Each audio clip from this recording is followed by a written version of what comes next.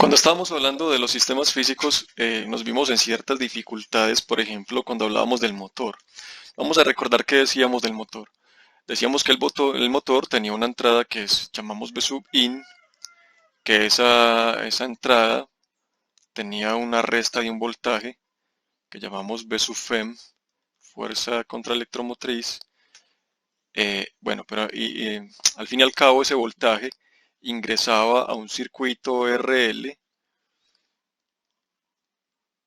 Ese circuito me daba una corriente.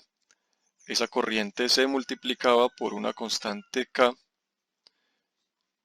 Aquí hay una corriente. Esa corriente, por medio de esa constante K, se transformaba en un torque. Y ese torque me generaba a mí eh, una, una respuesta inercial rotacional dada por Js cuadrado y modificada por una fricción Bs. Después de tener esta ecuación, teníamos aquí el ángulo.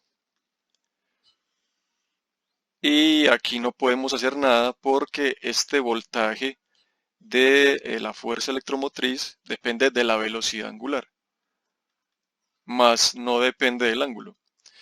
Bueno, ¿qué fue lo que yo hice ahí? Bueno, lo que yo hice fue lo siguiente. Antes de proseguir, eh, bueno, o más bien voy a decir qué fue lo que hice. Pues yo simplemente lo que hice fue sacar factor común aquí S.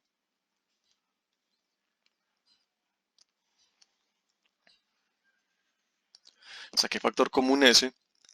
eh, y eso luego, que esto que es una caja, lo descompuse en dos cajas.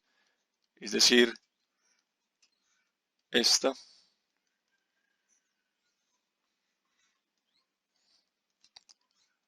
seguida por esta.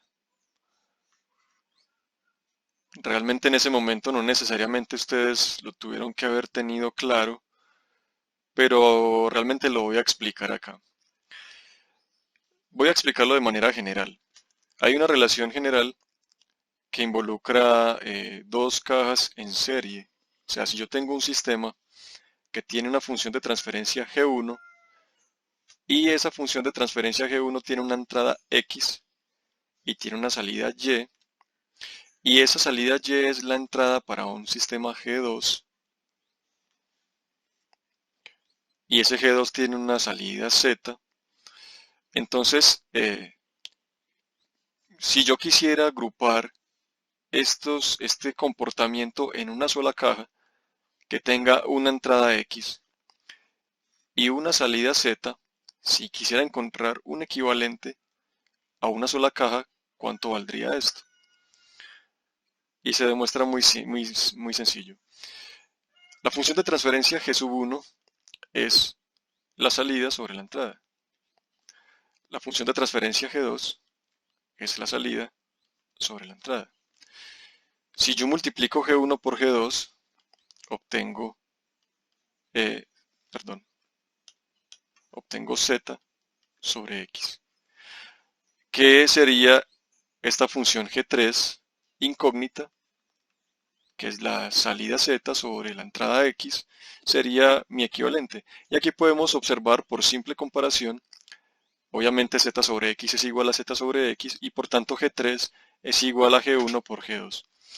Conclusión, cuando yo tengo un bloque de un sistema que está en serie con otro, cuando están en cascada, estos dos bloques son equivalentes a la multiplicación de los dos. O lo que es lo mismo, si tengo la multiplicación, se podría decir aquí, si esta caja es un producto de dos funciones, entonces yo la puedo representar como dos cajas aisladas. Entonces aquí en el caso del motor, yo lo que hice fue, voy a volverlo a representar aquí. Bueno, más bien voy a seccionar esta parte.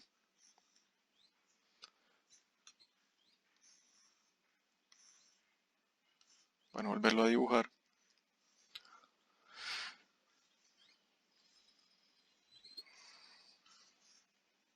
Y dirémoslo un poquito más para allá. Bien, entonces, como yo tenía esta función, yo simplemente dije, bueno, en primer lugar, pues voy a separar ambas. Voy a dejar aquí a JS más B en serie multiplicado por 1 sobre S. Y aquí obtengo teta. Ahora, ¿por qué dije yo que aquí estaba W? Muy sencillo. Porque, porque si, recuerden que si yo tengo una función y la multiplico por S, eso en el tiempo equivale a la derivada de la función. Si por otro lado yo cojo la función y la divido por S, eso equivale en el tiempo a la integral de la función. Ahora, si yo tengo a teta de S y lo estoy dividiendo por S, perdón, aquí tengo, vamos a hacerlo más despacio. Aquí realmente cometí un error. Vamos a hacerlo más despacio. Tengo la función de transferencia 1 sobre S. La entrada es W y la salida es teta. Esta es la función de transferencia. Por tanto, si la función de transferencia es teta, que es la salida, sobre la entrada, eso significa que teta es igual a W por la función de transferencia. Pero la función de transferencia es 1 sobre S. ¿Qué me está indicando esto? Me está indicando este 1 sobre S una integral. Como ya sabemos, la integral, mejor dicho, la derivada del ángulo es igual a la velocidad angular. Si yo integrara esto, pues obviamente voy a obtener el ángulo teta. De vuelta en el diagrama. Si acá yo tengo teta, digamos que no sé qué tengo aquí W, si yo tengo la salida teta, y lo que tengo aquí que es una interrogante, no sé qué hay, pero es la integral de teta, pues perdón, pero al integrar esto acá, si al integrar acá obtengo teta, lo que obtengo aquí es la velocidad angular. Si yo integro la velocidad angular, me da teta. Ahora sí, como ya conozco que la velocidad angular está aquí, simplemente la tomo, y como sabemos que ese fenómeno físico existe, que se genera un voltaje proporcional a la velocidad angular, entonces ya lo puedo reemplazar. Miren que en este caso yo podría simplificar esta parte de aquí en una sola cajita. Vamos a hacerlo. ¿A qué equivaldría? Equivaldría simplemente a la multiplicación de las tres. O sea, que tendríamos a B sub i,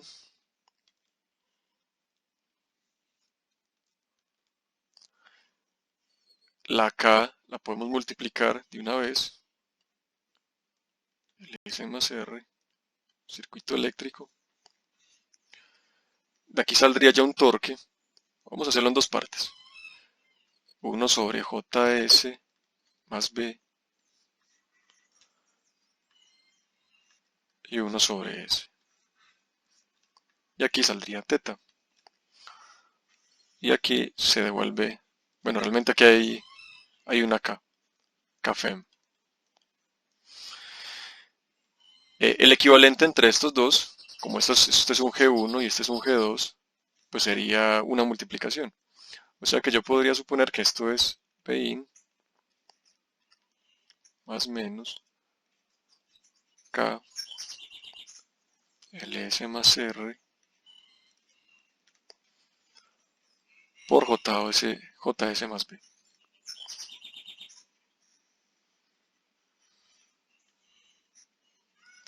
Aquí tendría 1 sobre S,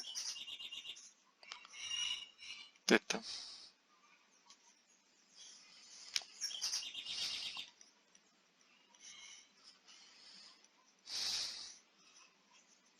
Bien, este sería mi diagrama. El diagrama, digamos que se ha reducido debido a que he aplicado esta propiedad. de que dos bloques en cascada equivalen a un solo bloque cuya valor es la multiplicación de sus dos ganancias. Aquí ya hay un problema y este problema es ¿qué hago con esto?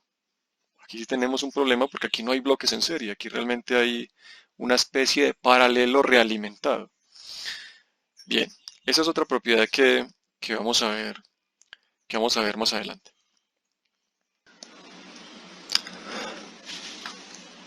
Como bien recuerdan, pues nos hemos gastado un tiempo grande ya explicando cuáles son los componentes de un sistema de control de manera general y cualitativa. Pues hace ya un tiempo, pues lo explicábamos como que en un sistema de control había algo que yo quería, que era una referencia. Eso iba a un sumador, lo que llamamos la acción de comparación en el sistema de control. Luego eso iba al control. Luego esto iba al actuador.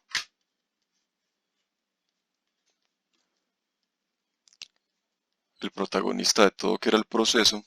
El proceso tenía una salida, que era la que me interesaba controlar. Llamémosla Y. Esta salida era medida por un sensor y se realimentaba aquí en este sumador. Entonces, este era el diagrama general de un sistema de control simple. Y básicamente, pues es lo más común que vamos a encontrar, que es muy similar al diagrama que encontramos del motor DC. El motor DC realmente no es un sistema de control automático como tal, pero sí tiene una regulación interna que tiene que ver con la fuerza electromotriz, que es la que tenemos aquí. Bueno, es esta de aquí. El caso es que al fin y al cabo, pues tenemos esa comparación, este sistema de control, que es un sistema general, eh, y ya vimos pues que estos componentes de aquí se podrían reemplazar por una sola caja, es decir, todos estos componentes de acá, esta cajita se podría llevar a un equivalente en donde esta parte de aquí se puede llevar todo a un equivalente, llamémoslo G, que incluye control, actuador y proceso, y el sensor pues solamente es uno, y obtendríamos una forma similar a esta. El diagrama anterior pues lo hemos analizado ya con bastante intensidad, pues ya este diagrama de aquí, por lo menos de manera cualitativa, ha sido bastante discutido. Ahora vamos a discutir qué hacemos con este. Este diagrama de control tiene un comportamiento y por lo general vamos a querer llevar y simplificar todos estos diagramas de bloques a un solo bloque. Ahora la pregunta aquí eh, ¿será posible llevar todo este diagrama de bloques realimentado a un solo bloque equivalente, llamémoslo G equivalente, en donde ingresa R y sale Y? Bueno, nuevamente pues, la respuesta es sí. Y vamos a ver cómo se podría encontrar. Voy a amplificar este diagrama. Vamos a trabajar con este equivalente que ya sabemos que es la serie. Este es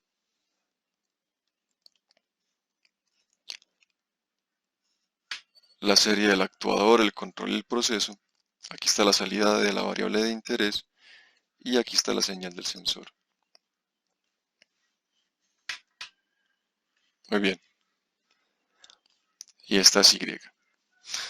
Para poder hacer el análisis, vamos a hacer, em, para poder hacer el análisis, vamos a poner aquí unas variables. Sabemos que esta variable de aquí es y, o sea, esta ya está definida, esta es y. O sea, esta misma señal y sale por aquí y entra al sensor. Ahí no hay que discutir mucho. Bueno, esta sigue siendo y. Acá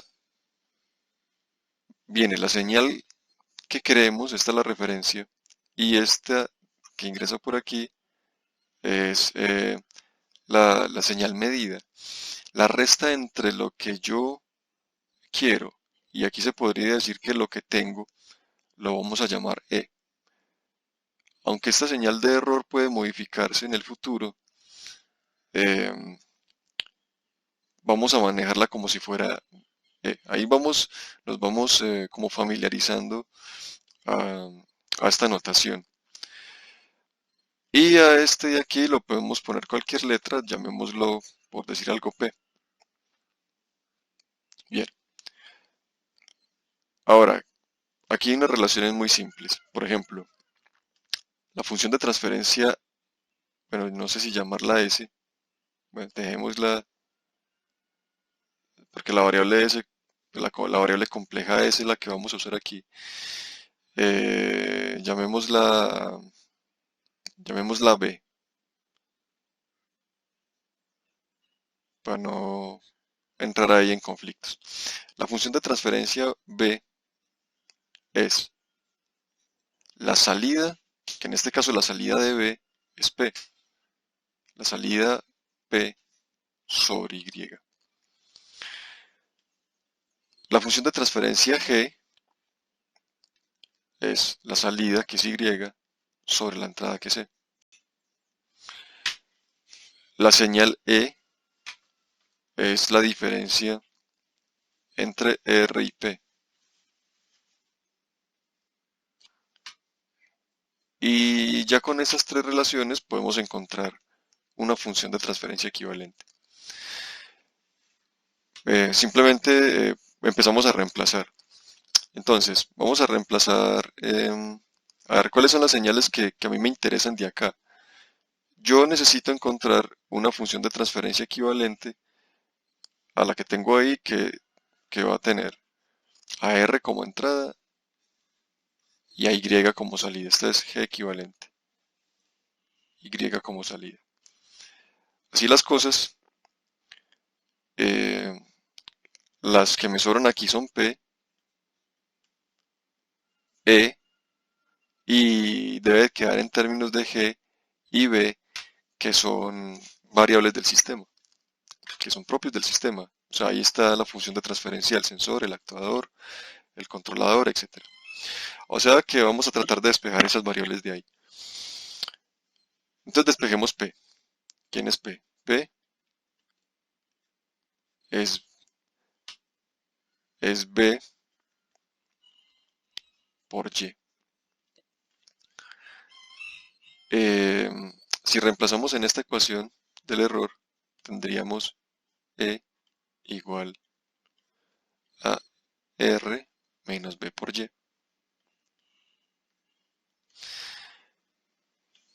Esta variable hace parte del análisis del sistema, esta función de transferencia también, R también.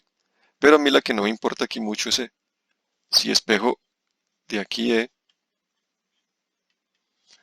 pues obtengo Y sobre G, y reemplazando E aquí, obtengo Y sobre G, R menos B por Y.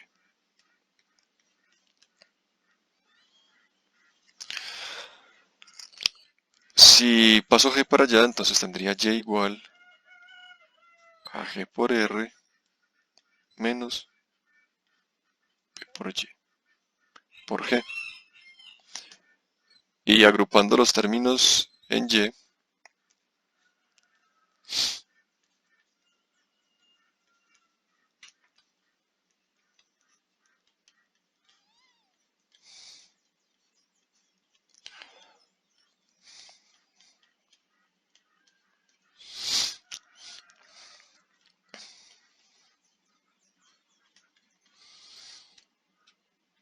tanto, la función de transferencia equivalente, y que es la salida sobre R, es igual a G sobre 1 más B por G. Esta función de aquí es muy común.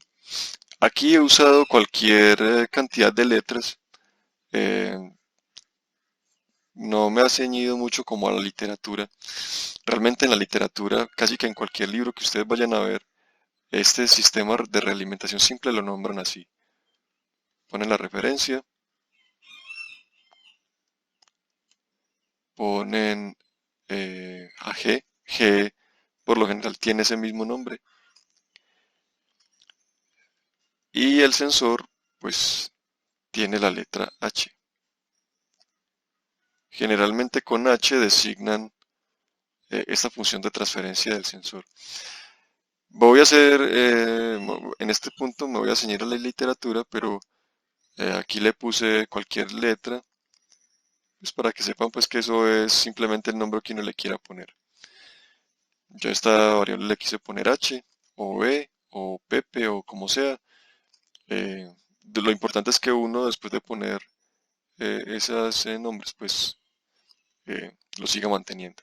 Pero esta es la forma como por lo general ustedes lo van a encontrar en la literatura, y por tanto la ecuación, reemplazando aquí B por H, va a ser Y sobre R igual a G 1 más G por H. Esta ecuación que tenemos aquí es muy importante. Constituye la base del análisis de los sistemas realimentados y corresponde a la base,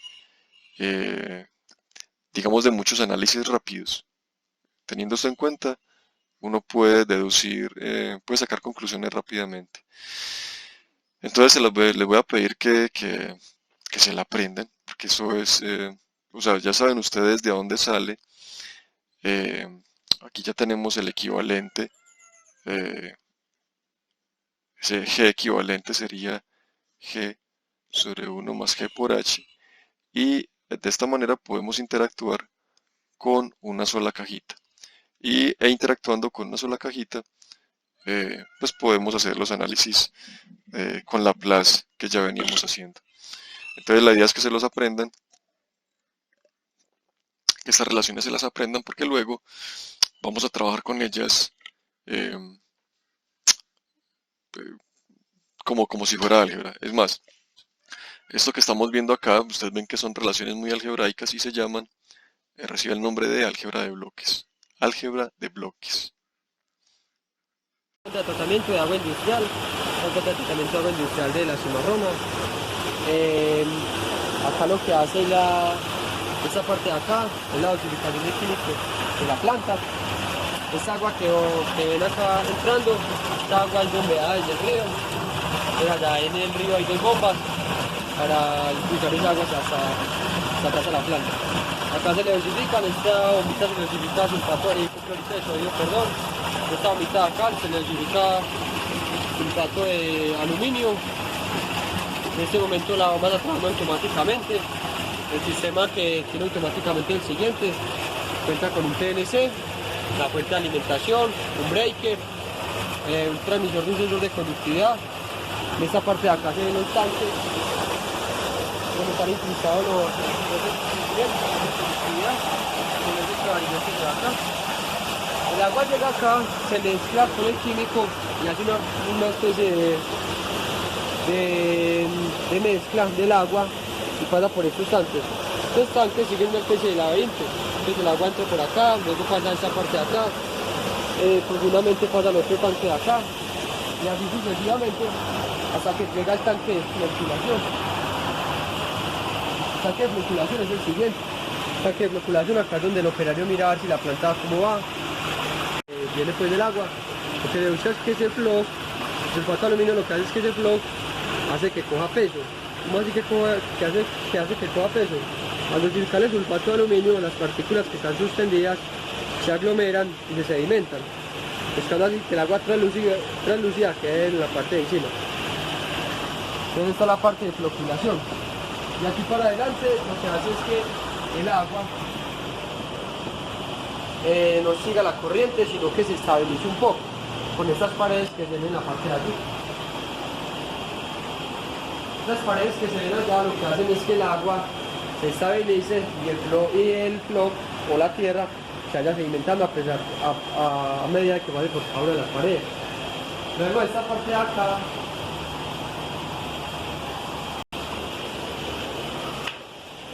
pasa por estos tanques internamente.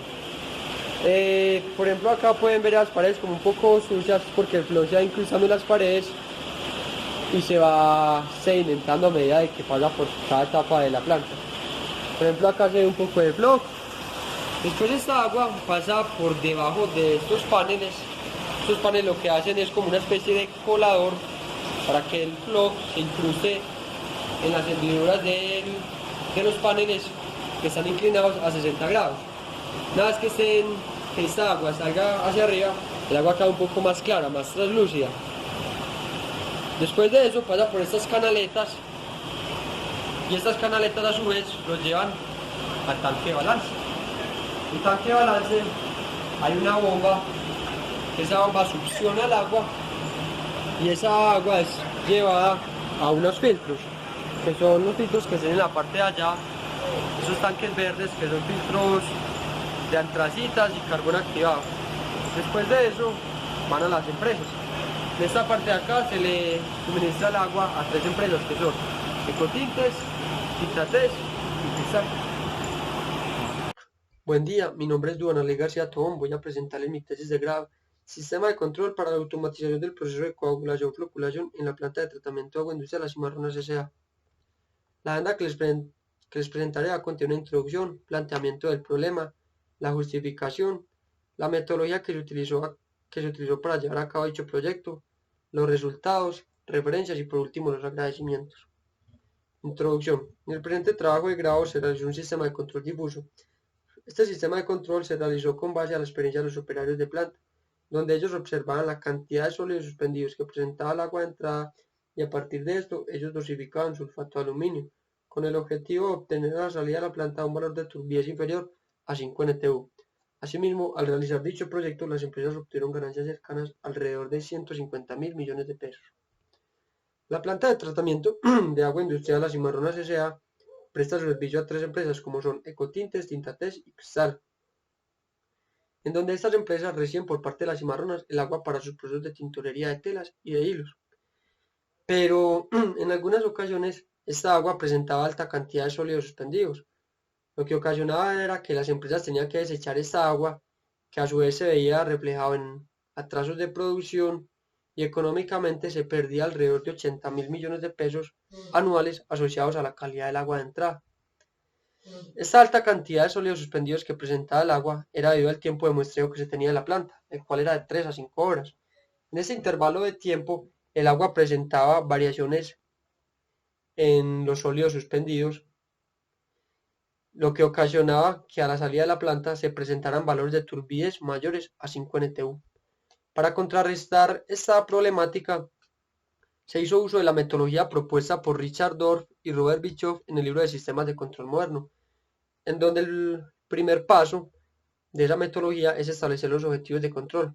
En este caso, el objetivo de control es obtener a la salida de la planta un valor de turbidez inferior a 5 NTU. El siguiente paso es identificar la variable a controlar. Se puede decir que este es el paso que más tiempo me quitó, debido a que al agua se le pueden medir diversas variables, como puede ser color, olor, sabor, pH, turbidez, conductividad eléctrica, temperatura, pero ¿cuál de esas variables nos da información exacta acerca de la calidad del agua de entrada? Para hacer una correcta dosificación, los operarios de planta observaban la cantidad de sólidos suspendidos que presentaba el agua de entrada, pero no existe un sensor que permita medir esta variable de manera directa. Es decir, se tiene que buscar relaciones que involucren otras variables y que a su vez se relacionen con la cantidad de sólidos suspendidos. Según el estado del arte y la búsqueda bibliográfica, estas variables pueden ser temperatura, pH, turbidez, color y conductividad eléctrica. Se analizaron cada una de estas variables y se eligieron las variables que primero presente mayor relación con la cantidad de sólidos suspendidos. Segundo, que nos dé información acerca de la calidad del agua de entrada. Inicialmente se midió la temperatura y el pH del agua de entrada, donde la temperatura presentó muy poca variación. Durante el periodo de prueba presentó una variación de 2 grados Celsius, lo cual no aporta cambios significativos y no da información acerca de la calidad del agua de entrada. Es por eso que esta variable no fue tenida en cuenta. Posterior a esto, se analizó el pH del agua de entrada, en donde se arrojó valores entre 6.7 a 7.3. Según la hoja de especificaciones del sulfato de aluminio, el sulfato de aluminio actúa de mejor manera cuando se encuentra en el rango cuando el pH del agua tratada se encuentra en el rango de 5.5 y 8. Como esta condición se cumplía, debido a que el pH estaba en este intervalo, esta variable no fue tenida en cuenta tampoco, debido a que no había que hacer un ajuste de pH. A partir de estas dos conclusiones se analizaron el color y los sólidos suspendidos. El color, la turbidez y los sólidos suspendidos. A partir del test de Harras, que el test de Harras lo que hace es simular los procesos de coagulación, floculación y sedimentación.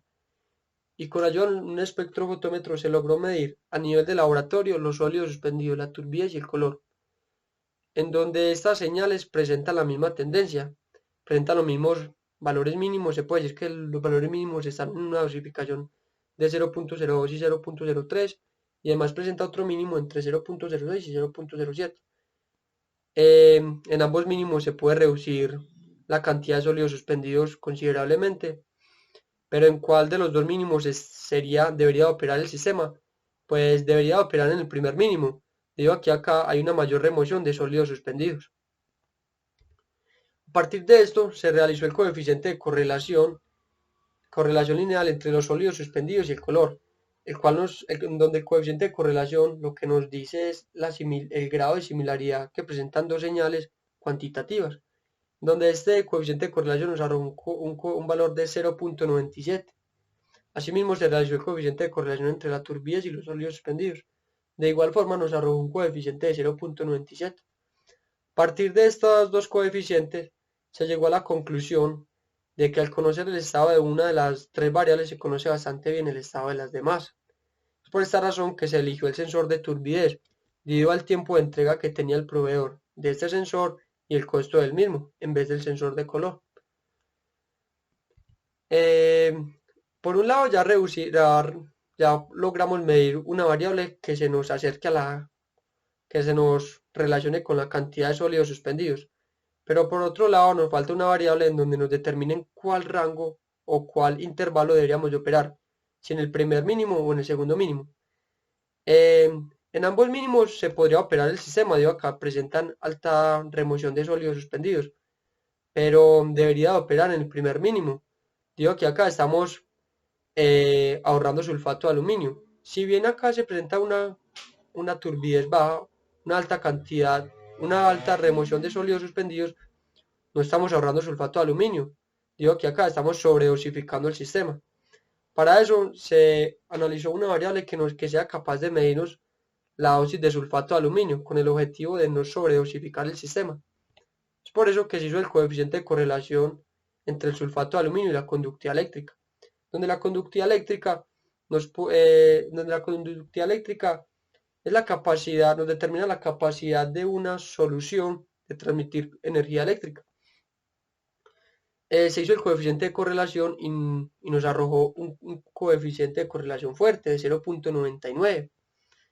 Se llegó a la conclusión que al medir la conductividad eléctrica podemos conocer bastante bien la dosis de sulfato de aluminio que presenta el agua. Es por eso que esta variable también fue tenida en cuenta, ya que nos podría determinar si al sistema le falta dosificación o le estamos sobredosificando sulfato de aluminio. El siguiente paso de esta metodología es escribir las especificaciones de las variables. Para escribir estas especificaciones de las variables se hizo uso de nuevo del test de Harras. Entonces inicialmente se observaron las variables a controlar, que es la turbidez y la conductividad eléctrica, donde la conductividad eléctrica sigue de manera paralela la dosificación de sulfato de aluminio, es decir, a mayor dosificación de sulfato de aluminio, mayor conductividad eléctrica. A su vez también se analizó la turbidez, en donde presenta tres mínimos. Se puede observar los tres mínimos, que es este y este, en donde, según los operarios de planta, ellos dicen que ellos nunca dosifican más allá de este valor de sulfato de aluminio, que ellos nunca dosifican más de 0,06 proporcional al caudal del agua de entrada. Según lo que ellos dicen es que si le dosificamos más sulfato de aluminio a partir de este valor, lo que estamos haciendo es que estamos sobredosificando el sistema. Es decir, estamos aplicándole más sulfato de aluminio de lo necesario. Es decir, acá se instaló el sensor de conductividad eléctrica en este valor. Si el sensor de conductividad eléctrica determina que está por encima de este valor, se debe reducir la dosificación. El siguiente paso es establecer la configuración e identificar la configuración del sistema e identificar el actuador. La configuración del sistema es el siguiente, donde tenemos dos señales de referencia, que es la turbidez ideal y la conductividad eléctrica ideal. Inicialmente se pregunta por la turbidez ideal, si está por debajo si el agua presenta un valor de turbidez por debajo del valor de turbidez ideal, se le dosifica un valor constante de sulfato de aluminio según los operarios de planta. Pero si por el contrario está por encima de este valor de turbidez ideal, se pregunta por el valor de conductividad eléctrica, donde este valor de conductividad eléctrica va a determinar si al sistema le falta dosificación o se le está sobredosificando, donde llegará a este controlador de turbidez y se aumentará la dosificación de sulfato de aluminio de acuerdo al sensor de ultrasonido. Este sensor de ultrasonido lo que va a determinar es el caudal del agua de entrada y a partir de eso dosificar sulfato de aluminio, donde este controlador ejercerá una acción de control hacia el actuador. El actuador del sistema será una bomba dosificadora analógica de entrada de 420 mA proporcional al volumen de salida, donde 4 mA corresponde a un volumen de 0 litros por hora y 20 mA corresponde a un valor máximo de dosificación, que es de 7,5 litros por hora. El siguiente paso es obtener un modelo del proceso y el sensor. El proceso es el siguiente. Esta agua que llega a la planta de tratamiento es el agua que fluye o que pasa por la quebrada La Cimarrona, en donde en la quebrada hay instaladas dos bombas. Estas bombas lo que hacen es succionar el agua e impulsar hacia la planta de tratamiento. Una vez que el agua llegue a la planta de tratamiento, se le dosifica hipoclorito de sodio por medio de esta bomba y sulfato de aluminio por medio de esta bomba. El hipoclorito de sodio lo que hace es eliminar algunos gérmenes o algas que pueda contener el agua, y el sulfato de aluminio lo que hace es remover la mayor cantidad de sólidos suspendidos. Luego de esto sigue la etapa de coagulación, que lo que hace es mezclar ambas sustancias en todo el agua. Posterior a esto sigue la etapa de floculación, que lo que hace es hacer que estas partículas que están suspendidas se aglomeren, cojan peso y luego se sedimenten por gravedad. Acá está la etapa de sedimentación. En esta etapa lo que hace es que todos esos flóculos cojan peso y se sedimenten. Y el agua que queda encima queda translúcida, pasan por estas canaletas y llega a este tanque. Que en este tanque es el tanque de balance. Esta es la salida del sistema. Se esperaría que el valor de turbidez acá esté por debajo de 5 NTU. Estos son los sensores que se utilizaron. Sensor de turbidez. Este sensor puede leer de 0 a 400 NTU. Donde nos brinda una señal analógica de 420 mA proporcional a la turbidez del agua. De igual forma, este es el sensor de conductividad eléctrica, en donde él necesita un transmisor para interpretar estos datos. Este transmisor nos brinda una señal de 420 mA proporcional a la conductividad eléctrica del agua. Por último, el sensor que se utilizó fue el sensor de ultrasonido. Este sensor de ultrasonido está instalado en el vertedero de la planta, que este sensor nos da información de la altura de ese vertedero y por medio de la ecuación del vertedero determinar el caudal del agua de entrada para hacer la dosificación de sulfato de aluminio. El siguiente paso es describir un controlador y seleccionar los parámetros claves que se deben ajustar. A grandes rasgos, este es el controlador del sistema, donde inicialmente se hace la configuración básica del PLC. En esta configuración básica del PLC se hace la configuración de la comunicación del PLC, que es con 8 bits, un bit de parada, sin paridad. Toda esta parte se lleva acá en la configuración básica del PLC. Luego sigue la configuración de entradas y salidas, donde el sistema presenta 3 entradas, que son las 3 entradas de los sensores: el sensor de turbidez, conductividad eléctrica, el sensor de altura, y presenta una señal de salida, dos señales de salida que son para sensores, para indicadores luminosos y para la bomba dosificadora. Se configuraron también las señales de entradas analógicas y salidas analógicas y digitales. Luego de que se configuró esto, el sistema lo que hace es leer el sensor, leer la turbidez del agua de entrada cada 10 segundos durante 100 veces y se saca un promedio. El objetivo de sacar este promedio es no leer datos atípicos. Este valor de turbidez es comparado con un valor crítico. Este valor crítico pues, determina si estamos por debajo o por encima de ese valor. Si estamos por debajo de ese valor, se dosifica un valor constante según los operarios de planta. Si estamos por encima, se pregunta por el valor de conductividad eléctrica. Si estamos por encima del valor de conductividad eléctrica, se lee el caudal del agua de entrada, se lee el sensor de ultrasonido, se mete la ecuación, se determina el caudal del agua de entrada y se aumenta la dosificación. Si por el contrario estamos por encima del valor de conductividad eléctrica, que es 160, de igual forma se lee el sensor de ultrasonido y se disminuye la dosificación. Para grandes rasgos, este es el controlador. Obviamente tiene más cosas de fondo, pero a grandes rasgos, este es el controlador del sistema. Posterior a este está el último paso de esta metodología, que es optimizar los parámetros y analizar el comportamiento. Entonces, los parámetros que se analizaron fue el valor crítico de turbidez. Inicialmente, los operadores de planta me decían que el valor crítico de turbidez podría ser 22 NTU. Se hicieron pruebas durante varios días. Se llegó a la conclusión de que este valor crítico de turbidez era de 2 NTU. Es decir, estos sensores se colocaron lo más cercanos al actuador, en donde si el valor crítico de turbidez estaba por debajo de 14 NTU, se dosificaba un valor constante. Si estaba por encima, se preguntaba por un valor de conductividad eléctrica. Más de esto, también hubo unas fallas en el sistema inicialmente, y era debido a que los sensores siempre medían el mismo valor de conductividad eléctrica, y era debido a una fisura que tenía los tanques, en donde, según los planos de la planta de tratamiento, el agua no pasaba por debajo de una pared, sino que tenía una fisura esa pared y por ahí pasaba el agua. Es decir, siempre se estaba midiendo la misma solución de agua. Eso fue pues un problema, hubo que cambiar los sensores hacia otro tanque, pero siempre buscando que el actuador y el sensor estén más cercanos, evitando que el sistema no sea tan lento y que a la vez el error no trate de aumentarse. Ya para concluir, se analizaron pues los resultados, en donde, por ejemplo, son los resultados que se llegaron, pues que se obtuvieron. Esta es la turbidez del agua de entrada, el cual presentó una turbidez de 22 NTU. Luego el que el sistema analizara, pues leyera por parte de los sensores la turbidez del agua de entrada, toda esta parte, y pasara por la etapa de coagulación, floculación y sedimentación, el agua presentó a la salida de la planta un valor de 2 NTU. Es decir, se alcanzó a reducir en un 90% la turbidez del agua de entrada. Este es el tablero de control instalado en la planta, donde se le hizo la advertencia a los operarios que el sistema no puede encender si no se está vertiendo agua hacia la planta, debido a que los sensores se pueden quemar. Esta es la configuración interna del PLC, del tablero de control, en donde está el PLC, la fuente de alimentación, está el transmisor de conductividad eléctrica, están unos indicadores, que estos indicadores los que son el encendido y apagado del sistema, y el automático y manual. Acá están las referencias que se utilizaron. Y ya para concluir, los agradecimientos.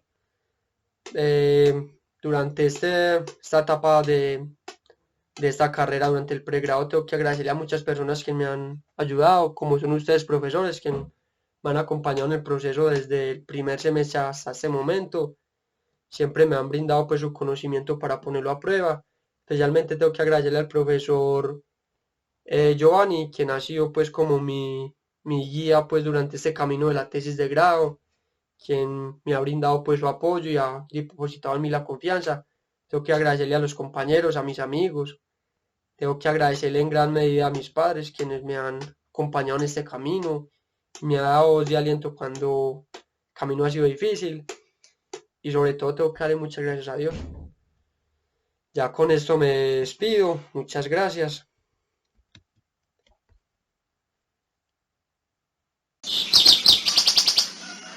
Como ustedes pudieron observar en el video, Bueno, ahí se pueden ver muchas cosas. Algo importante de pronto que me gusta a mí siempre reforzar es la metodología que propone Dorf, que es esa secuencia de pasos que muestran cómo es que uno debería ser, eh, cuál es la metodología, realmente es el nombre que uno debe llevar en el diseño de un sistema de control. Eso es bueno que ustedes lo vayan interiorizando, pues porque realmente aquí vamos viendo eh, como cosas muy específicas, pero digamos que la forma general es la forma como en la que se expone en este trabajo de grado. Bueno, pero aparte de la metodología que me parece muy importante, que se expone ahí, básicamente pues el hilo conductor de, de la exposición es la metodología, obviamente. Quiero que observen una cosa importante y es que en un sistema de control pueden haber muchos lazos realimentados. Realmente aquí pues no son tantos, pero uno podría tener un sistema de control que tenga varios controles. Por ejemplo, un control, hay configuraciones muy típicas como esta. O sea, donde hay, digamos, un proceso, el proceso puede tener un subproceso 1. Ese subproceso 1 tiene una variable que afecta a un subproceso 2. Y, por ejemplo, este proceso 1 puede tener un primer sensor que puede ir al control. Aquí lo voy a poner como parte del sumador. Y el proceso 2 tiene una segunda variable que digamos que es la variable final ese sería sensor 1, ese sería sensor 2, que es la variable que al fin y al cabo me importa. Por ejemplo, si yo quiero controlar un motor DC, digamos quiero hacer un servomotor, y este Y realmente no es Y sino que es un ángulo, yo podría estar interesado en controlar solamente el ángulo, pero para ejercer mayor control sobre el ángulo, yo también podría controlar la velocidad angular. De esta manera, cuando haya un error grande de ángulo, si este ángulo deseado es muy diferente al ángulo real que está aquí, eh, lo que se, lo que pasa es que esta señal de error es grande, la acción de control es grande y por tanto se va a pedir una velocidad angular grande. Con esta velocidad angular grande, el ángulo va a cambiar rápidamente y cuando la diferencia sea cero, la velocidad angular deseada va a ser cero. Generalmente estas configuraciones ofrecen muchas ventajas, muchas de ellas las vamos a evaluar posteriormente, pero dentro de otras cosas, una configuración como estas aumenta la estabilidad, que va a ser tema de temas muy posteriores, eh, pero con esta doble realimentación se mejora muchísimo el asunto de la estabilidad. Bueno, no solamente hay esa configuración, o digamos, eh, sistema de control podría tener eh, configuraciones en paralelo. Podríamos tener, eh, bueno, lazos en serie, en cascada. Un ejemplo, para no alargarme mucho con esto, sería lo que vieron ustedes en la cimarrona, donde hay que controlar nivel. El nivel es una variable importante ahí. Hay que controlar pH. Perdón, hay que controlar. Si hay que controlar, si hay que controlar pH, hay que controlar turbidez.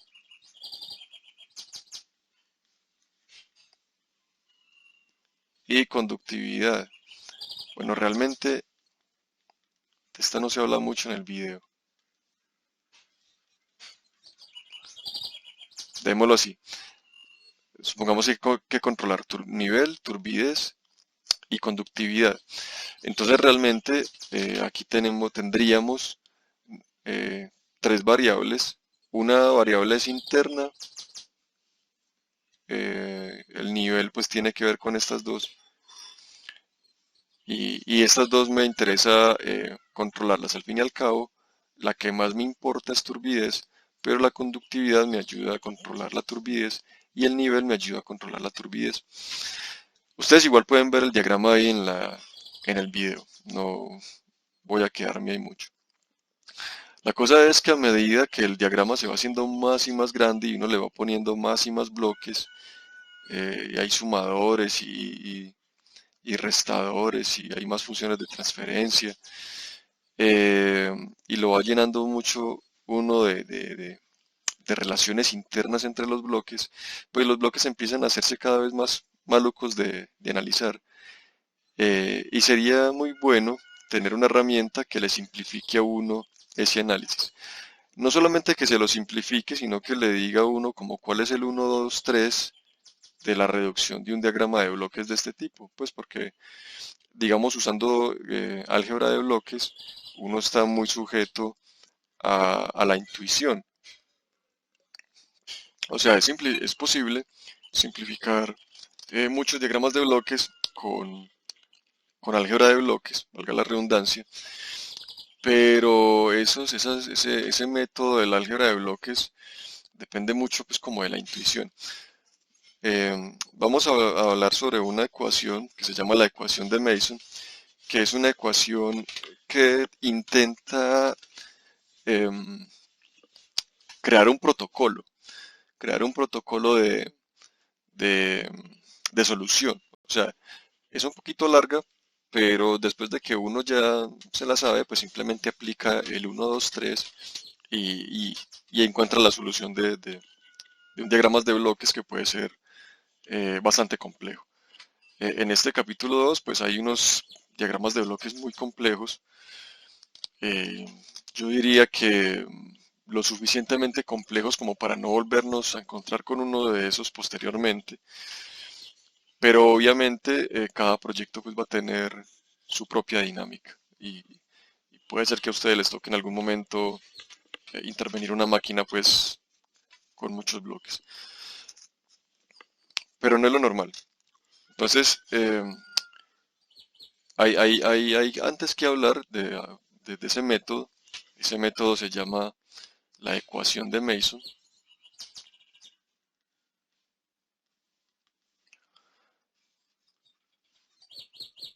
Esa ecuación de Mason pues parte de un análisis gráfico y parte del concepto de grafo. Entonces, eh, antes de estudiar la ecuación de Mason, vamos a ver eh, esto de los grafos. Generalmente los grafos son usados en muchas disciplinas. Es una herramienta matemática muy útil, eh, y en este caso sirve para simplificar diagramas de bloques. Mi primer acercamiento con los grafos pues fue con las matrices. Yo no sé si ustedes cuando vieron álgebra lineal vieron que uno podría solucionar laberintos con grafos. ¿Qué es un grafo? Hagan de cuenta que yo tengo un mapa, digamos que esto es, no sé, Medellín, y para simplificar el mapa, pues yo simplemente voy a poner unos vectores, unas flechas, y voy a decir que para ir de Medellín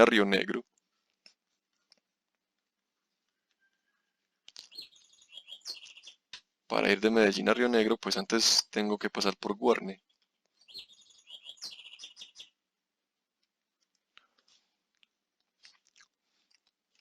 Y que por aquí está, ay, se me olvidó cómo, bueno, por donde queda Imus. Y que si uno sigue derecho, eh, y, o bueno, o si coge cierta desviación, pues llega a Marinilla.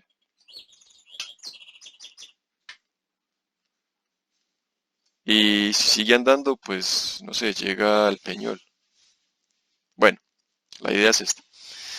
Entonces, a partir de estas, de este dibujo, uno se puede hacer una idea del mapa. O sea, uno luego puede ir como si esto fuera una red de vectores.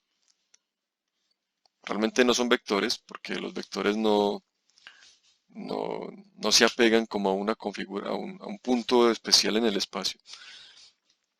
Pues no sé si ustedes recuerdan que realmente los vectores es un conjunto de líneas rectas dirigidas. O sea, no es una sola línea recta pegada en un punto. Bueno, ustedes recuerdan eso. Em, entonces, a partir de estas flechas que tienen dirección, que están amarradas a estos puntos, yo puedo hacer un mapa. Y a partir de ese mapa, de esta simplificación, pues yo también me podría ubicar. Es más, es muy conveniente, digamos, para un robot o para un carro que tiene piloto automático, tener un mapa de este estilo. ¿Cómo sería un mapa? Aquí es viéndome un poquito, pues. Digamos que aquí hay dos cosas importantes.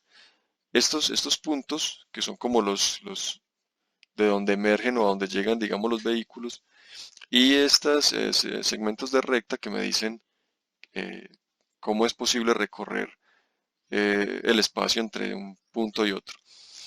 A estos puntos no los vamos a seguir llamando puntos, sino que los vamos a llamar nodos. Esto es un nodo. Estos círculos, estos puntos a los que llegan o entran, en este caso los carros, vamos a llamarlo nodo. Y a este segmento de recta lo vamos a llamar rama.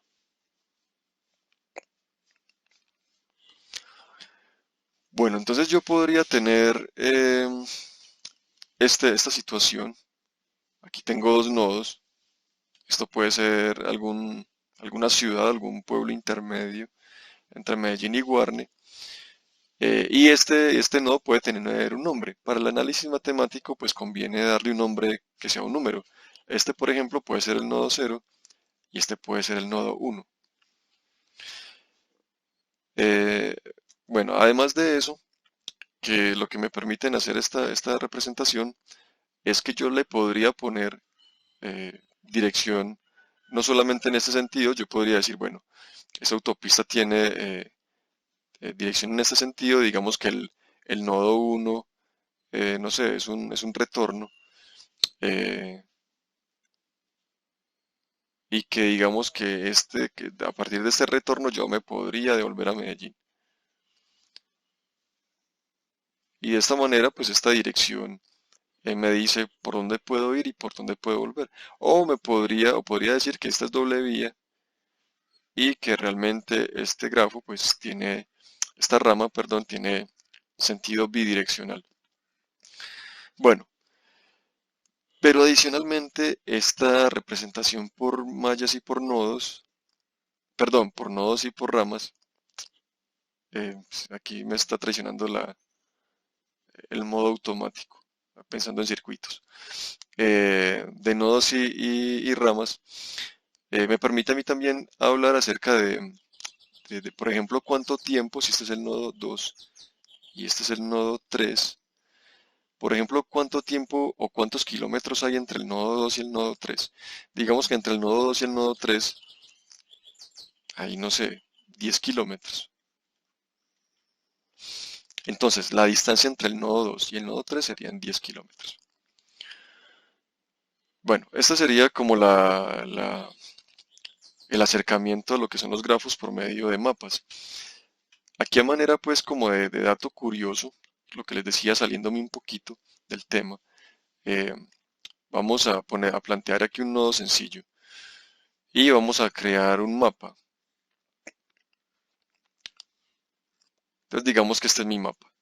En ese mapa voy a tener, por ejemplo, el nodo 1, el nodo 2, el nodo 3, y digamos que del nodo 1 al nodo 2 hay 10 kilómetros, entre el 2 y el 3 hay 5 kilómetros, y entre el 3 y el 1 hay 7 kilómetros. Esto se puede llevar a una representación matricial, por ejemplo, que es lo que les digo, que fue mi primer acercamiento con los grafos. De pronto ustedes lo vieron también. Y simplemente aquí se podría crear una matriz. Ustedes saben que la matriz es, pues las matrices de manera general pues tienen esta forma. Bueno, etcétera. Y entonces esta representación, por ejemplo, esta posición de aquí, a sub 1, 1. Bueno, no voy a tomar esa posición, voy a tomar otra para que sea más claro. Voy a tomar la A sub 1, 2. La sub 1, 2 va a representar eh, la posibilidad de conectar el nodo 1 con el nodo 2. Entonces, por ejemplo, en esta posición del nodo 1 al nodo 2 hay una posibilidad de conexión que vale 10 kilómetros. Entonces, esta posición valdría 10 kilómetros. Del nodo 1 al nodo 3, en este sentido, no hay cómo ir porque la flecha va en esta dirección, va del nodo 1 al nodo 3 y por tanto esta ganancia sería 0. Bueno, así se puede hacer la representación matricial de este pequeño mapa. Y cuando uno eleva esto al cuadrado, o a la n más bien, al uno elevar esta matriz a la n, uno puede encontrar la ruta enésima. O sea, si yo elevo al cuadrado, me pregunto, si yo recorro dos ramas, hay un camino para ir del nodo, por ejemplo, 1 al 3, ¿cierto? O sea, yo voy a mirar esta casilla. Si elevo al cuadrado, entonces, y esta casilla es diferente de 0, significa que hay un camino de dos ramas del nodo 1 al nodo 3. Si no, pues puedo multiplicar o elevar al cubo y se podría encontrar una ruta. Uno elevaría la n hasta que encuentre una ruta. Realmente hay hoy en día pues métodos más eficientes. Este no es tan eficiente. Computacionalmente no es tan eficiente, pero me gusta. Si ustedes quieren, prueban en MATLAB o en Octave.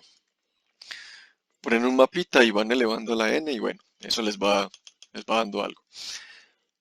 El asunto aquí es que pues no estamos hablando de mapas, estamos hablando de, de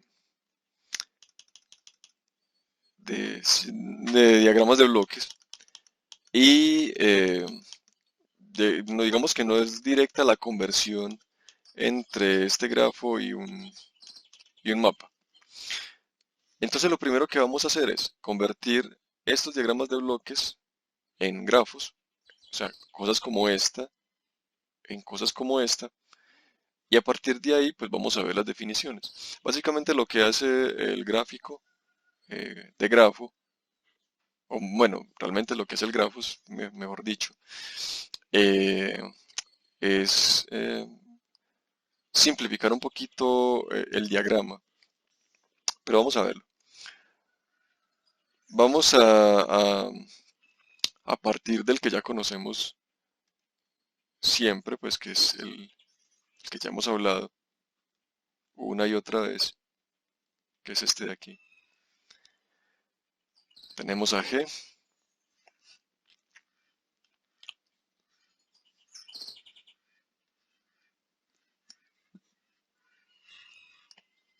Bien. Ahora, ¿qué es un nodo? En el mapa, pues son entradas y salidas de vehículos. Bien sea que el vehículo vaya o el vehículo entre, eso lo va a indicar la dirección de la flecha. Aquí no se van a mover vehículos, sino que se van a mover electrones.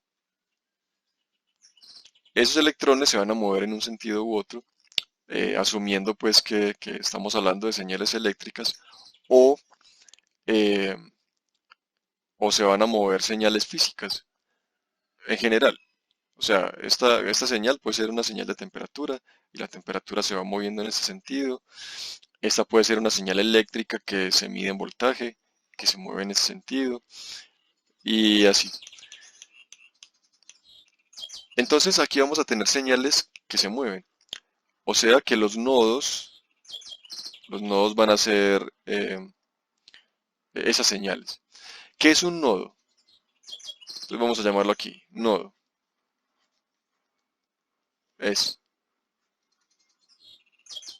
puntos de salida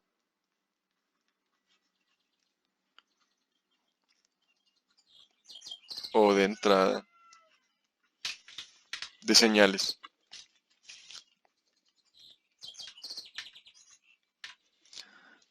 Los nodos son puntos de entrada o de salida de señales. ¿Cuáles puntos de entrada o de salida de señales vemos aquí? Pues aquí, por ejemplo, vemos uno en donde sale I. Aquí, digamos, hay una vía que se parte en dos. Y este sumador es un punto de entrada y de salida de señales.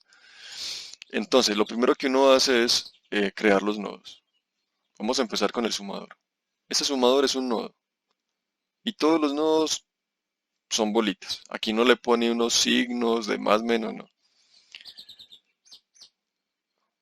Y las cajitas son lo que llamamos, perdón, aquí hay una rama que va desde el sumador hasta ahí, que sería el nodo Y, que es la señal Y. Y como hablábamos de los kilómetros o del tiempo, esta rama tiene una ganancia que llamamos G.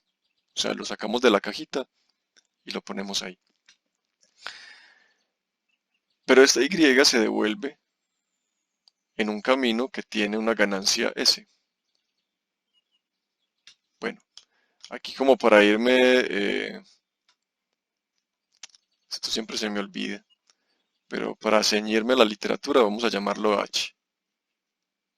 Porque esto ya lo definimos anteriormente y lo llamamos H. Bien, esta es la función de transferencia H. Pero aquí hay un problema. Bueno, primero, no hablemos del problema. El grafo quedaría de esta manera.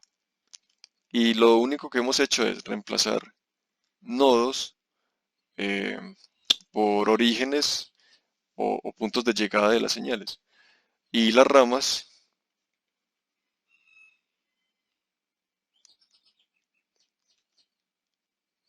son el camino entre dos nodos. Eso es una rama. Yo tengo un nodo, tengo otro nodo, aquí tengo otro nodo, y pues simplemente una rama pues es la conexión entre estos dos nodos. La rama tiene una ganancia y esa ganancia pues se debe poner encima de la rama. Acá, este nodo de acá, si ustedes se dan cuenta, mejor dicho, aquí hay un nodo que se llama R. Y este nodo de acá que se llama también Y, es una copia de este. Ese sería el punto de llegada Y y ese sería el punto de partida R. Realmente así sería como se dibujaría como si fuera un grafo. Entre este nodo de aquí y este nodo de acá, pues no hay ninguna modificación y la ganancia básicamente sería la unidad, porque entra Y y sale Y. Asimismo acá tendríamos la ganancia unidad. Bien, ¿cuándo? Aquí vamos a tener un caso especial, porque aquí hay dos casos diferentes. Uno,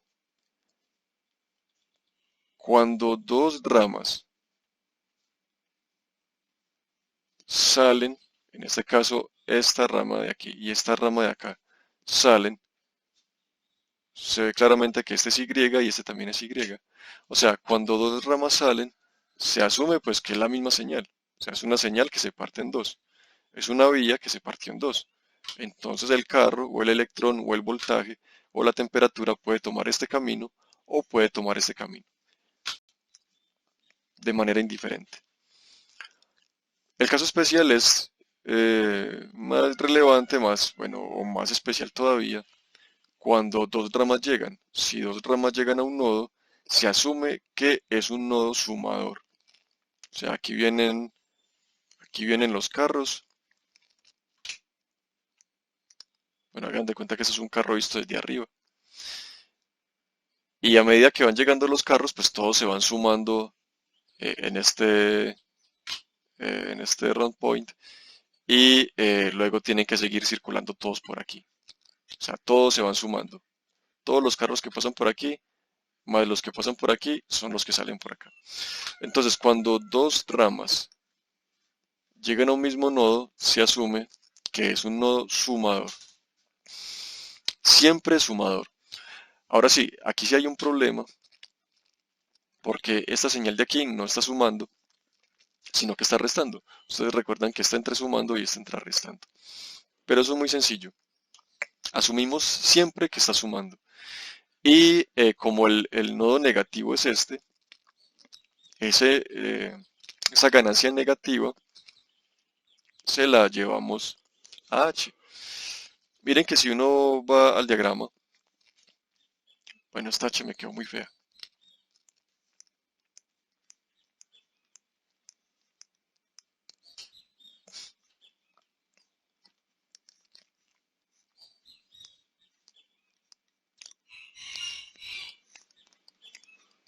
Si uno va a H, o si uno va al diagrama de bloques, aplicando álgebra de bloques, es muy fácil demostrar que este diagrama es igual a este.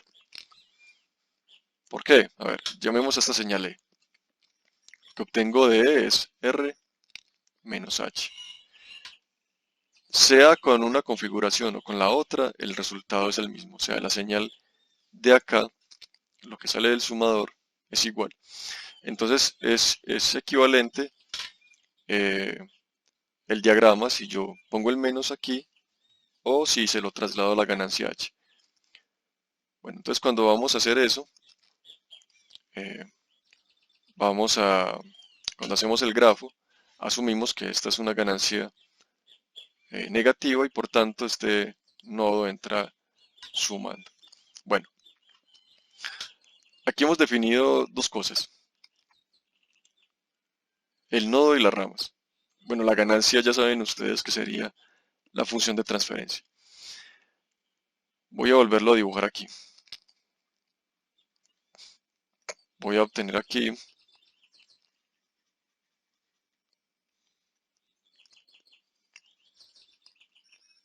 el mismo mapa que les puse ahorita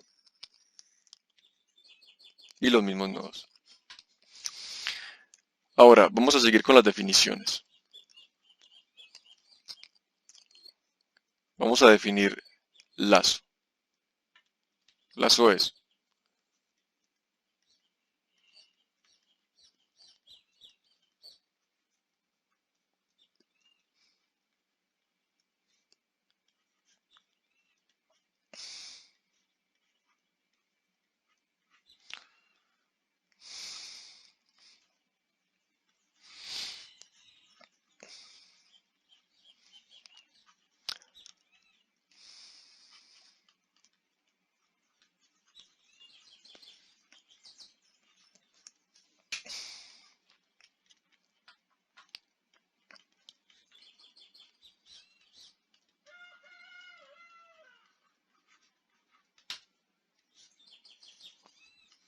un lazo es un conjunto de ramas que parten y llegan a un mismo nodo sin repetir nodo. A ver, si este es el nodo 1, este es el nodo 2 y este es el nodo 3, esto que estamos viendo aquí sería un lazo. ¿Por qué?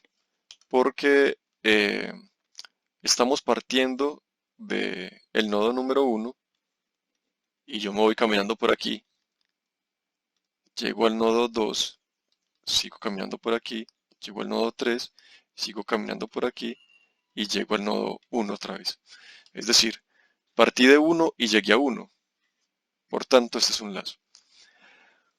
Para evitar múltiples definiciones del mismo nodo, se pone la restricción de que no se puede repetir nodo. ¿Por qué?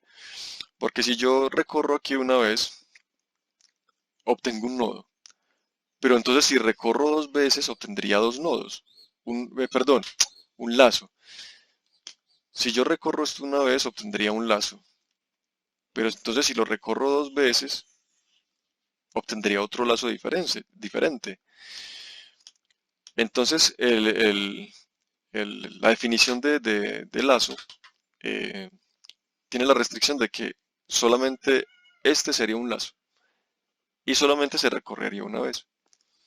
Muy bien, eso es la definición de lazo. Yo puedo tener acá al lado, por ejemplo, otro grafo. Digamos que tengo otro lazo.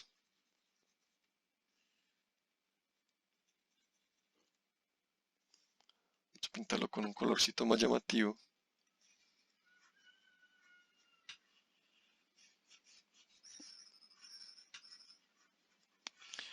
Bien, ustedes ven que acá tengo este segundo lazo. Tengo el lazo número 1 y el lazo número 2. Ahora vamos a hacer otra definición que, que van a encontrar en la literatura y es el concepto de tocarse. Cuando uno dice que se tocan dos lazos, aquí dos lazos que se tocan, tocarse es tener un nodo en común.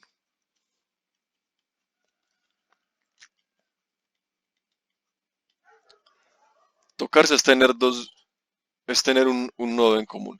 Si tengo dos nodos en común, bueno, realmente, bueno, si este sería tran. Si este sería el lazo 3, si este fuera el lazo 3, estos dos lazos tendrían dos nodos en común y obviamente se tocarían. Con que tengan un nodo en común ya se tocan. Bien.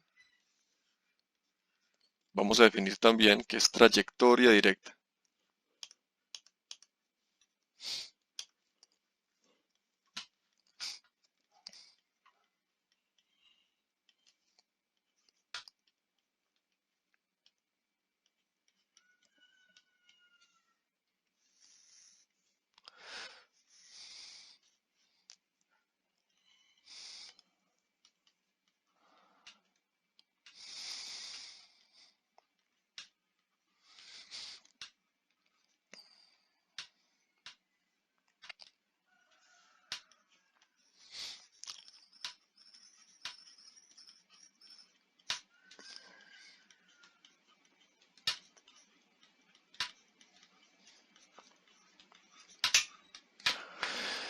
Una trayectoria directa es un camino, realmente esto sería un conjunto de ramas, ¿cierto? El camino está definido por un conjunto de ramas eh,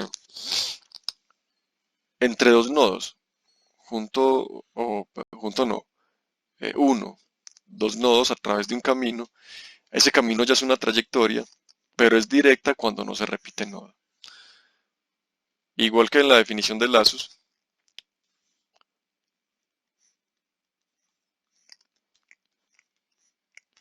por ejemplo, esto sería la trayectoria directa entre entre el nodo 1 y el nodo, a ver, llamémoslo 4. Las flechas van hacia allá. La orientación de las flechas es muy importante. Nodo 1, 2, 3, 4. Esta sería el nodo, este camino, toda esta ruta sería la trayectoria directa. Vamos a decir que, por ejemplo, este tiene una función de transferencia G1, G2 y G3. Esta trayectoria directa sería G1 por G2 por G3. De esta manera pues se define la trayectoria directa como el producto entre las ramas. Si hubiese, por ejemplo, un lazo aquí, una realimentación, llamémosla H, la trayectoria directa sería esta. Si no pusiéramos la restricción de que no se repitiera nodo, entonces, voy a pintarla en azul, entonces esto sería otra trayectoria. Pues realmente es una trayectoria, pero no es directa. O sea, lo que está pintado en rojo es una trayectoria, lo que está pintado en azul es otra trayectoria. Y lo mismo que pasaba con la definición del nodo, si yo cojo y a esto entonces le doy 2 o 3 vueltas o 4 o 5, pues tengo otra trayectoria. Bueno, la trayectoria directa solamente es eh, el recorrido de un nodo a otro sin repetir nodo. Por tanto, este lazo no hace parte de la trayectoria directa. Muy bien. Aquí tenemos las definiciones pues como más necesarias. En el libro igual ustedes pueden verlo de una manera un poquito más protocolaria, más rigurosa, eh, pero yo creo que pues con esto es suficiente. Ahora sí, vamos a hablar de la ecuación de Mason. La ecuación de Mason entonces parte de estas definiciones que hemos dado y como vuelvo y les digo, pues trata de, de encontrar una secuencia de pasos eh, como para organizar eh, el análisis y que no dependa pues de la intuición. Hay una definición importante. Bueno, sí, van a seguir habiendo aquí definiciones, pero las voy a dar de una vez aquí en la ecuación de Mason. Vamos a hablar entonces ya de la ecuación de Mason.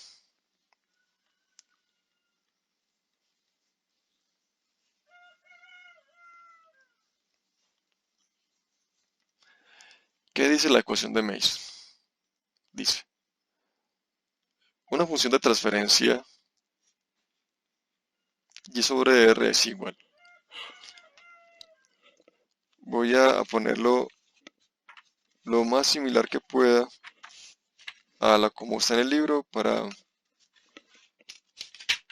tener, para que hablemos el mismo idioma. Lo estoy buscando aquí, ya lo encontré aquí. Voy a usar la misma letra, listo, está en la 10ª edición, que muy seguramente es la que ustedes tienen. Está definida de esta manera. Dice, una función de transferencia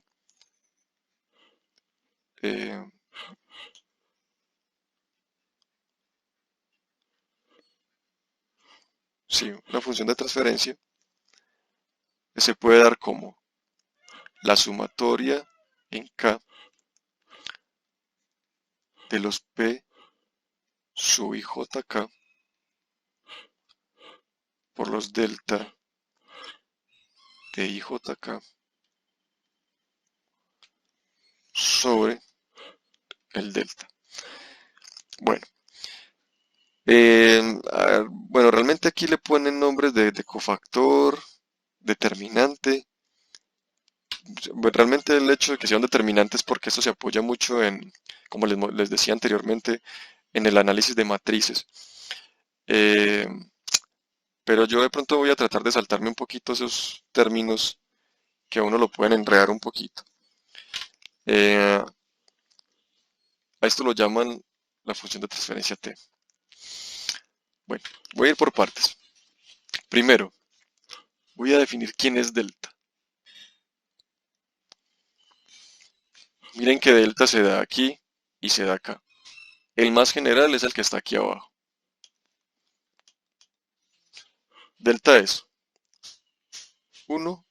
Bueno, realmente aquí no lo voy a poner como en el libro porque eh, bueno, vamos a ver cómo nos va. 1 menos. Esta sería la sumatoria de todos los lazos. Cojo todos los lazos y los sumo. Más la sumatoria de el producto de los lazos cogidos día 2. O sea, aquí hay un lazo, por aquí hay otro lazo, por aquí hay otro lazo. Aquí estaría, digamos, el lazo 1, el lazo 2, el lazo 3. Y voy a coger dos lazos que no se toquen. Ustedes ven que, por ejemplo, estos tres lazos se tocan. Si por aquí hubiera otro lazo que no tuviera nodos en común, llamado lazo 4, se tomaría. Entonces yo podría tomar, por ejemplo, el lazo 1 con el lazo 4, los cojo en este par, los multiplico, por ejemplo, luego lo puedo sumar con L3 y L4, y por último L2 con L4. Porque ni L1 no se toca con L2, perdón, L1 no se toca con L4, L2 no se toca con L4 y L3 no se toca con L4. Entonces el segundo término es más la suma de los lazos cogidos de A2, perdón, más la suma del producto, más la suma del producto de los lazos que no se tocan de A2. Y continúa, menos la suma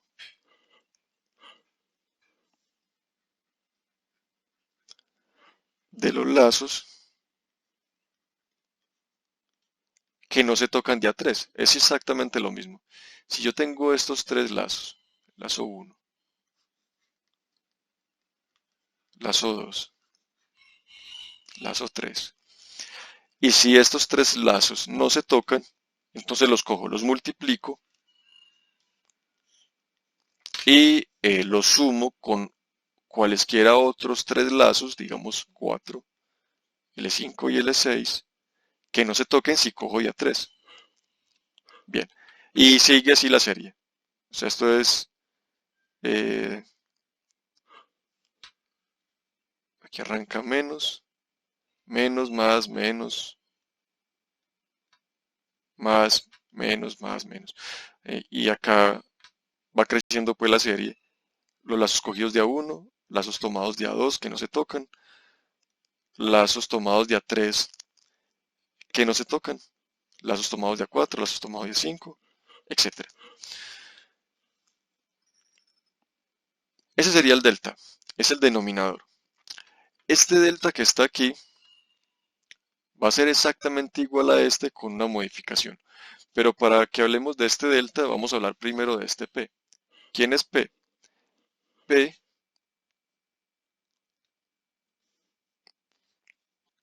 P es la trayectoria directa eh, que une el nodo I con el nodo J. Por eso se llama P de IJ. ¿Cierto? Hay una K. Pero esto lo que quiere decir es que esta es la trayectoria directa que une el nodo I con el nodo J. Y simplemente la K significa que es la trayectoria directa K. Van a ver K trayectorias directas y esta es la trayectoria K que une el nodo I con el nodo J. A ver, lo voy a plantear por aquí. Digamos que yo tengo esta trayectoria directa.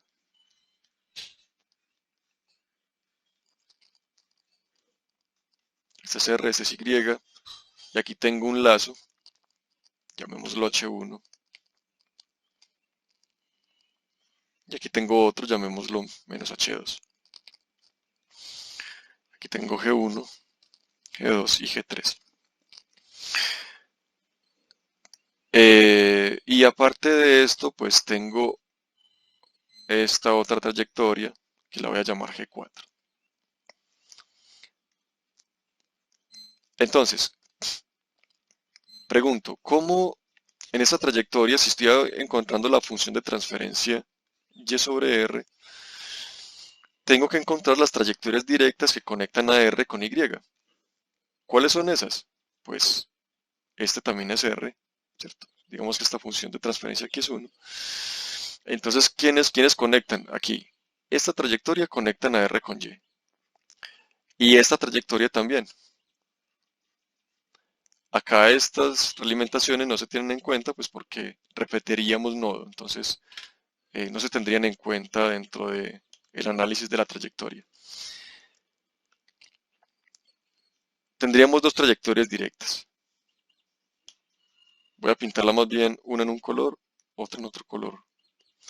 Tendríamos la que está en rojo y tendríamos la que está en verde, que sería esta de aquí. Trayectoria directa 1 rojo, trayectoria directa 2. Ahora, ¿cuál es la trayectoria directa K igual a 1? Bueno, realmente se llama P, ahí lo llaman P. La trayectoria directa que une el nodo R con el nodo J1. R con el nodo Y, sub 1. Trayectoria directa 1 sería. Bueno, perdón. Pinte, este realmente debería estar pintado en rojo.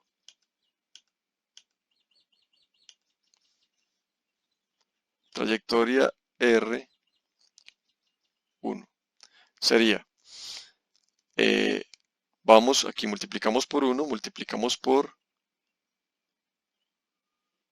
G2, G4, ¿cierto? G4 es esta de aquí, H2 es la de arriba, es este. Entonces sería 1 por G4. Esa sería la primera trayectoria directa.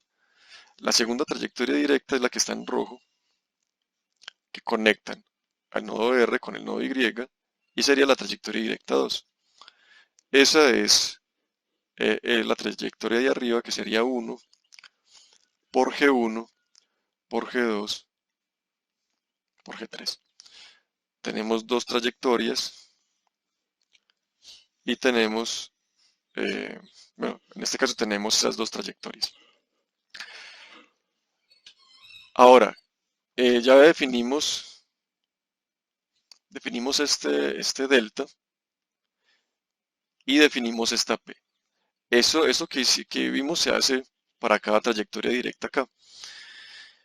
¿Quién es este delta IJK? Pues es lo siguiente. Vamos a devolvernos a este ejemplo. Y es el mismo delta que ya dijimos, pero cuando borramos estas trayectorias directas. ¿Cómo así? Vamos a verlo acá.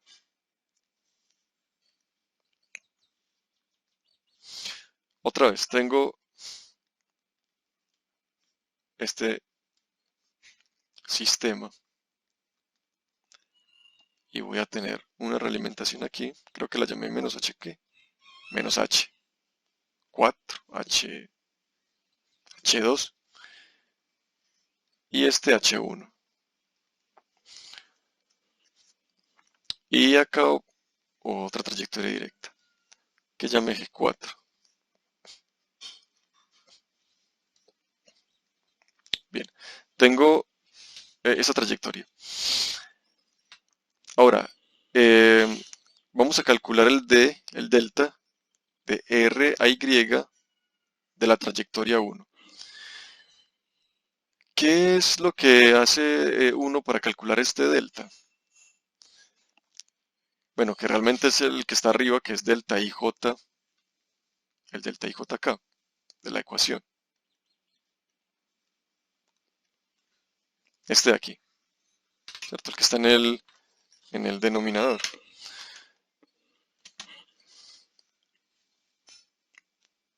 Bueno, pues entonces lo que uno hace es, como ese es el delta, cada delta corresponde a una trayectoria directa. Entonces yo simplemente borro esa trayectoria, hago de cuenta que no está, y vuelvo y calculo el delta que ya sé calcular.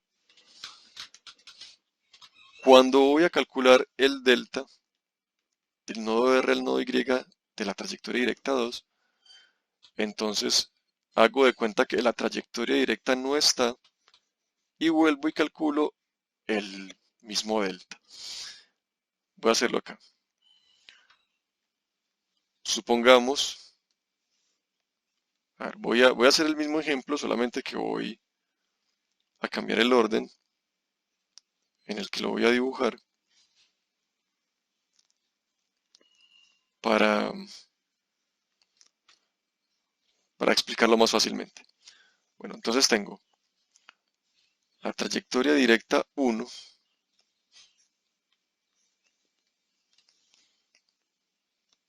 y la trayectoria directa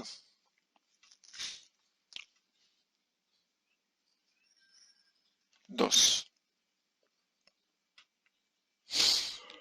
Bien, entonces digamos que este es G4. Vamos a calcular este que es más sencillo. Delta de Y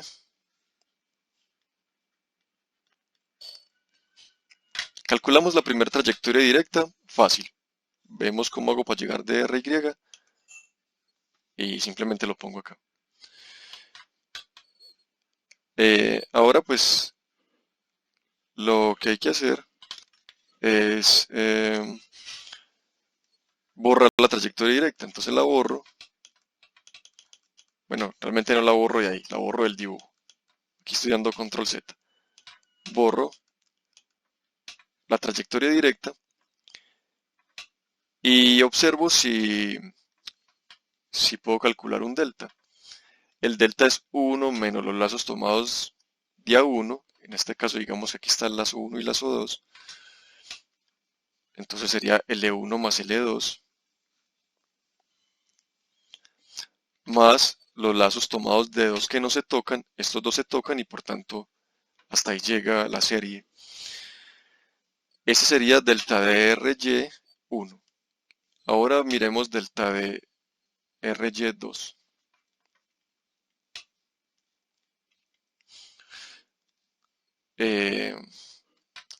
Para eso pues tengo que volver a calcular.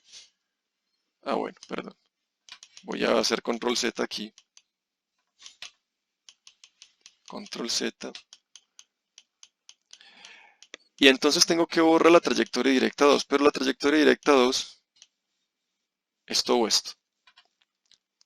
Y aquí tengo la otra. Uy.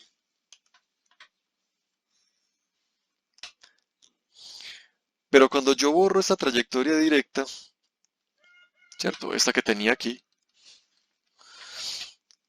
que ya no está. Cuando yo borro esa trayectoria directa, si yo voy a calcular el delta, entonces voy a decir delta de RY2. 1 menos los lazos tomados de A1. Pero ya se quitaron los lazos. En este caso ya no hay un lazo. Por tanto, estos lazos ya no existen y no hay lazos y por tanto digo que es 1 menos 0 y que es igual a 1. O sea, delta de RY2, el delta de la trayectoria directa 2 es igual simplemente a 1. Bien, y con eso pues concluimos la ecuación cuando hacemos la sumatoria para todas las trayectorias directas. Esta es como una explicación general. A continuación pues procedemos a hacer algunos ejercicios para dejar la cosa un poquito más entendible. Antes de pasar con esos ejercicios, vamos a hacer uno sencillo que ya sabemos que da. A ver, vamos a solucionar este.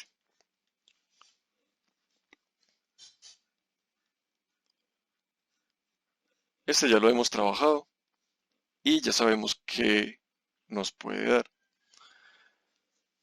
Bueno, lo primero es convertir esto en un grafo.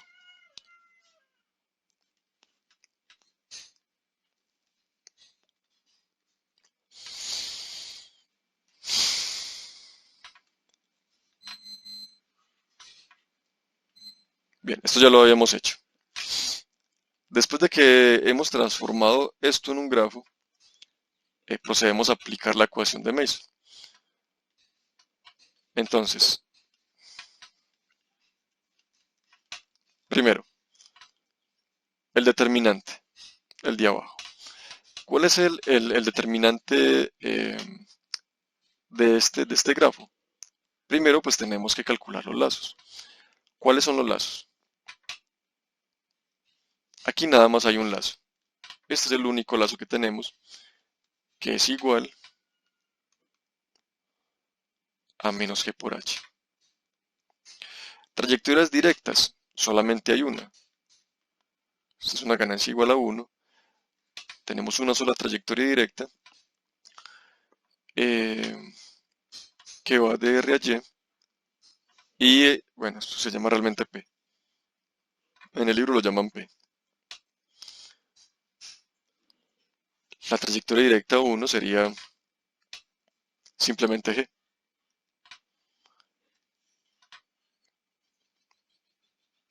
Bueno, entonces sería 1 menos los lazos tomados de A1, solamente hay un lazo,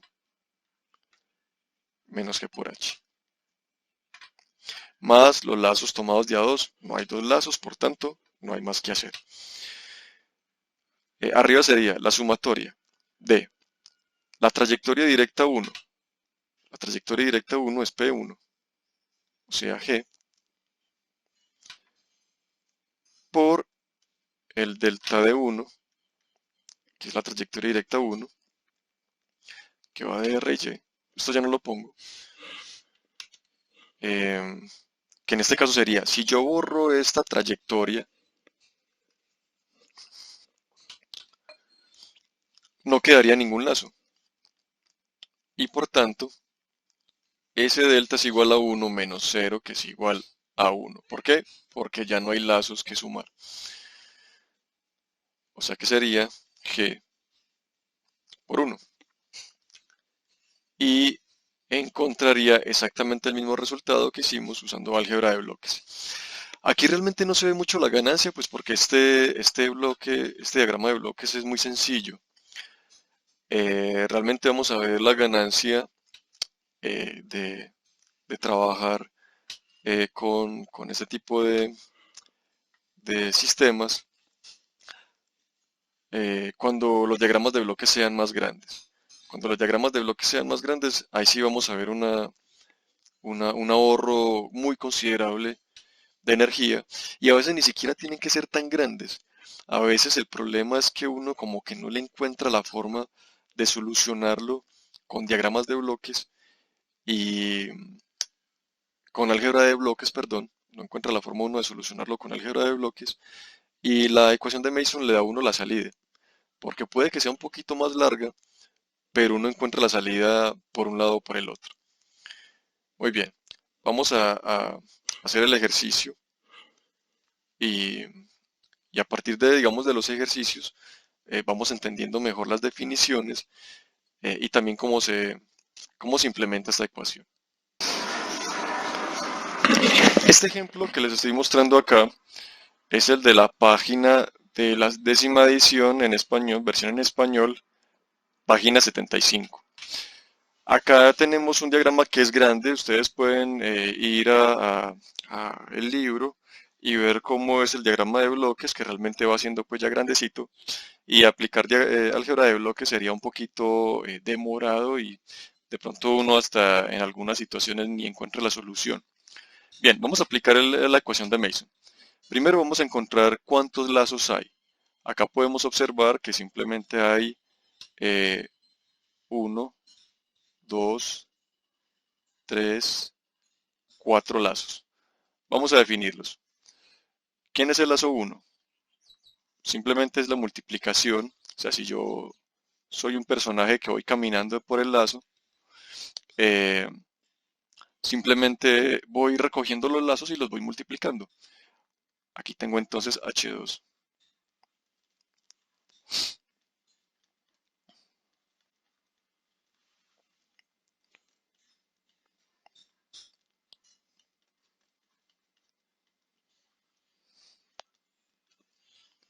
Bien, tengo 4 lazos. Ya encontré los lazos. Por G7. Ahora vamos a encontrar las trayectorias directas. Lo mismo, si soy un personaje que va caminando por la vida desde R hasta Y, voy recogiendo las ganancias de un lado a otro eh, y me doy cuenta que la trayectoria directa 1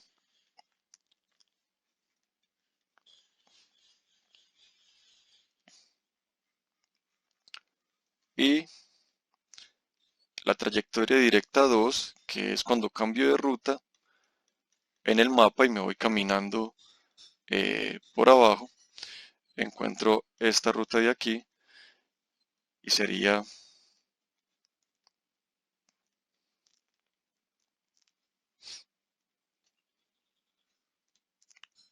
aquí obtengo ya las dos rutas, las dos trayectorias directas.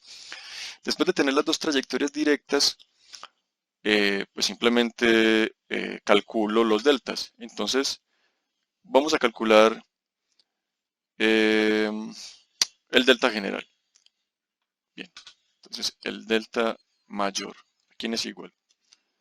1 menos lazos tomados de a 1.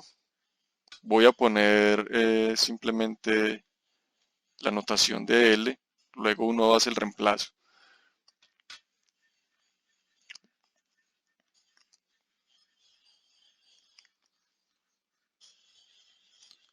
Más los lazos que no se tocan de a 2.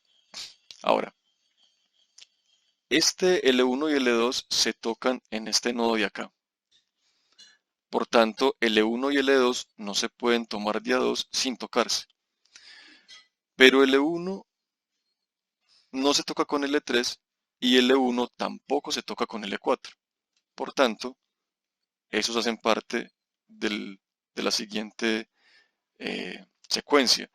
Tomaría L1 por L3 más L1 por L4 y lo mismo pasa con L2.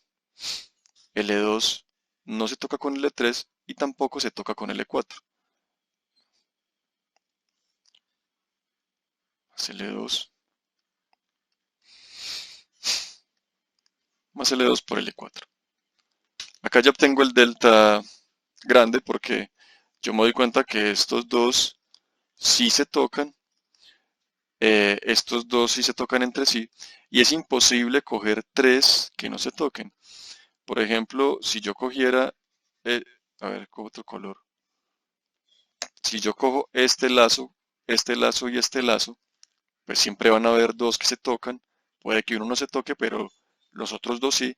Y eso ya hace que los tres no se toquen entre sí. Por tanto, la serie llega hasta ahí. Ya no es posible tomar tres lazos y que no se toquen entre sí. Vamos a calcular el delta de cada trayectoria directa. Ahora, si yo voy a calcular el de la primera trayectoria directa, voy a ir desde R hasta y voy a imaginarme que borro esa trayectoria. Si borro esa trayectoria, el lazo 1 y el lazo 2 se pierden, pero el lazo 3 y el lazo 4 quedan vivos. Por tanto, ese determinante es 1 menos la suma de L2, perdón, de L3, L3 y L4. Y lo mismo pasa con el determinante 2, en el que yo estoy, en el que yo elimino esa trayectoria, pero el lazo 1 y el lazo 2 quedan vivos y eh, por tanto hacen parte del determinante cuando elimino esa trayectoria directa. G1, G2, G3, G4 es la de arriba que corresponde a este y, ahí corresponden. Bien, ahora encontremos la función de transferencia. La función de transferencia simplemente es el determinante, dejémoslo así como está, delta. Arriba sería la sumatoria de los deltas por las P's, sería delta 1 por P1 más delta 2 por P2. ¿Listo? Esta es la función de transferencia. Ahora lo que uno tiene que hacer pues es reemplazar, hacer álgebra, cancelar si es posible, pero digamos que eso ya es la menuda. Ya miren que el trabajo importante está hecho y se encontró muy rápidamente la función de transferencia de un sistema que realmente es bastante grande. Puede ser muy engorroso que puede ser muy engorroso de solucionar. Por lo general, pues yo prefiero usar la ecuación de Mason. Es bueno que ustedes adquieran cierta habilidad eh, porque eso le da a uno como mucha rapidez a la hora de enfrentar un problema. Obviamente el álgebra de bloques es importante, eh, pero me interesa mucho más que ustedes cojan mucha habilidad con Mason.